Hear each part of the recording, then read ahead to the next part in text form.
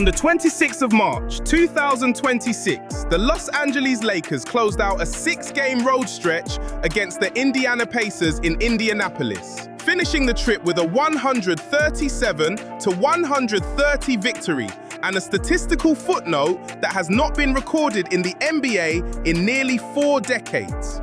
Luka Dončić, now in his first full season with Los Angeles, following his off-season acquisition from Dallas, entered the final game of that roadblock already carrying one of the highest scoring averages in the league this season, 33.6 points per game, leading all players.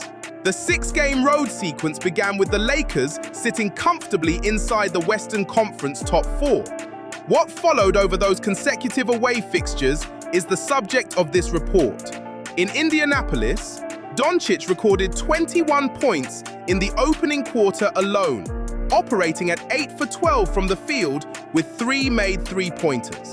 He finished the game with 43 points, 7 assists, and 6 rebounds in a contest the Lakers led by a significant margin before Indiana produced a 45-point fourth quarter to narrow the final score to 137-130. The Pacers, currently at 16 wins and 57 losses, were without Tyrese Halliburton, who has been sidelined for the remainder of the season following a torn Achilles suffered during Game 7 of last year's NBA Finals. The 43-point output in itself draws attention, but it was the accumulation across the entire road stretch that generated the historical reference. According to data confirmed by ESPN, Dončić averaged 40.7 points per game across the 6-game road sequence. That figure makes him the first NBA player to average 40 points or more over a span of 6 road games since Michael Jordan recorded 41.3 points per game across a 7-game road trip during the opening weeks of the 1986-87 regular season. Jordan was 23 years old during that stretch. He went on to win the first of his 10 league scoring titles that campaign, though his first Most Valuable Player award did not come until the following season. Dončić is currently 27. Within the 6-game sequence, Dončić reached 40 or more points on 3 separate occasions. The highest individual output during that stretch came against the Miami Heat, where he finished with 60 points.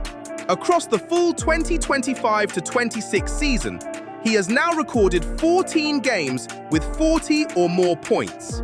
The remaining members of the Lakers' rotation contributed materially in the win over Indiana. LeBron James posted 23 points, 9 rebounds, and 9 assists. Austin Reeves finished with 25 points and 8 assists. Jackson Hayes recorded 21 points and 10 rebounds.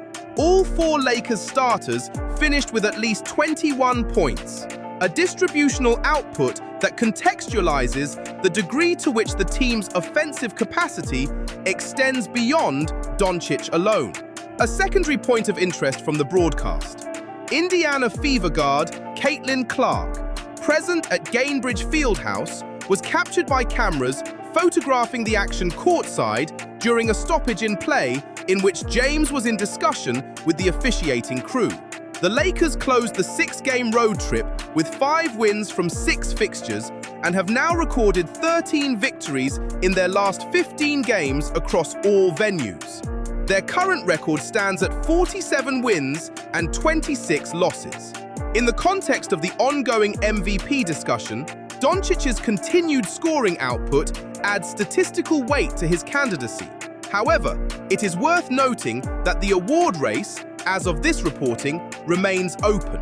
Shai Gilgeous-Alexander of Oklahoma City and Victor Wembanyama of San Antonio have both maintained consistent performance metrics across the same period. The question of whether a leading scoring average in combination with a top 4 seed finish in the Western Conference constitutes sufficient grounds for award consideration has been a recurring point of discussion in NBA analysis circles this season. That conversation will continue through the remaining regular season fixtures. For context on the Lakers' trajectory, earlier in this road stretch, Dončić converted a decisive late-game shot in overtime against Denver, a win that reinforced the team's position in the standings at a critical point in the schedule. The road stretch is now complete. The Lakers return to the Crypto.com arena in Los Angeles for the final portion of the regular season.